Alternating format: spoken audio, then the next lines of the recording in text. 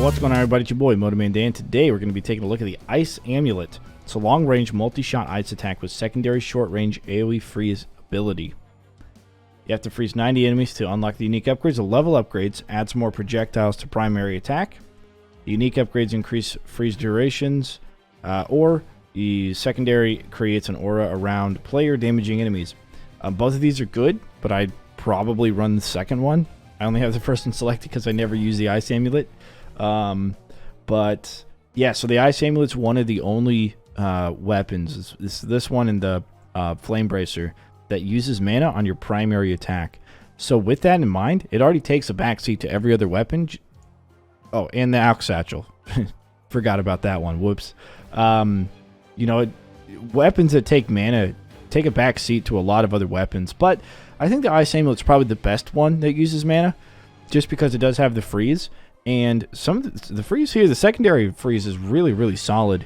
I would have liked to have seen, instead of increased freeze duration, to have like reduce mana cost, I think, and like half it or something like that for your primary and your secondary attacks. I think that would have been a better unique upgrade for it. And it might see a lot more play just because you won't be draining all of your mana just using your auto attack to freeze things.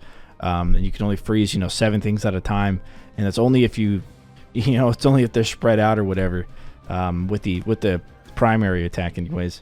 I think that could have been a better one because the damage is nice as well, right? The secondary damage, can really help kind of keep your zone control, right? It can really help with that. But anyways, let's go ahead and jump into the game files. So the first thing we have is the primary ability cooldown, which is the auto attack. You can only auto attack twice every second. Cannot headshot or anything like that. You do unlock it by completing the lava pits.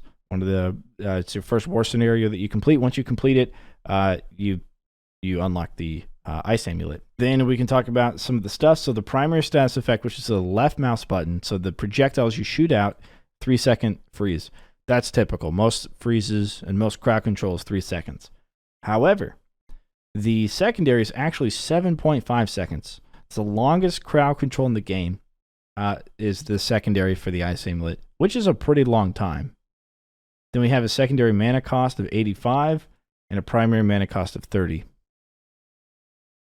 And then here we have the small projectile damage is 5, the large is 30. So we'll take a look at that in game as to what the difference is. And you start with a projectile count of 3. You have a primary arc degree, speed, duration for the projectile, and secondary radius. The radius is 800 here. So that would be a 5.3 grid square radius. A 5.3 grid squares is essentially 5 archers plus like a third of an archer kind of stacked in a line. That's how wide it is, and it just goes all around in a circle with that. Now we'll look at the upgrades before we go back to the attributes. And the upgrades is to add an additional 2 and to increase the primary arc degrees. Now the arc is sideways, so like from the center to the right and to the left. That's what it's talking about, like a field of vision, if you will. That's what the arc is talking about.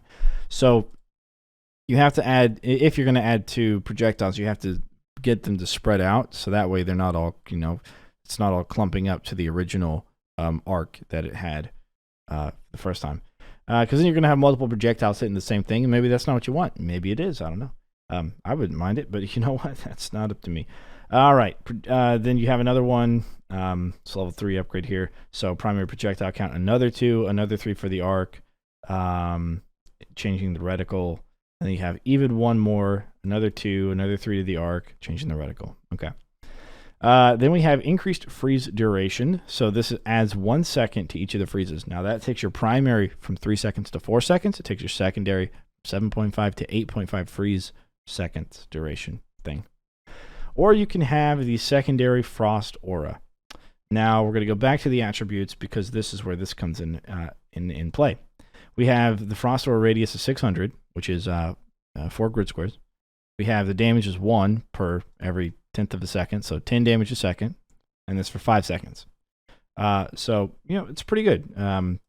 50 damage to everything around you essentially. That's actually not too bad. Yeah, not too bad at all. So, yeah, there's that. And yeah, let's go ahead and jump into a game. We'll take a look at what the reticle looks like and the projectiles and such. So if you look at the reticle, you have the 9 of them. And the ones in the middle are going to be doing the 30 damage, and the ones on the outside are going to be doing 5 damage. So you can see here kind of how that shoots out and what that looks like, the arc as well. So the closer you get, the better it is. But you can see my mana, it's going down pretty hard. It's pretty good damage, though, gotta admit. So we're going to try and use that. It looks like we didn't get any of them frozen. Try it again here in just a second. And none of them frozen. So as you can see, it does have a lifespan of 1 second, which means it's not going to reach all the way down there. But for the most part, anytime you can see an enemy, then you're going to be able to shoot at it. For the most part, except for this map, you're probably going to be able to hit it. Well, I guess there's quite a few other maps.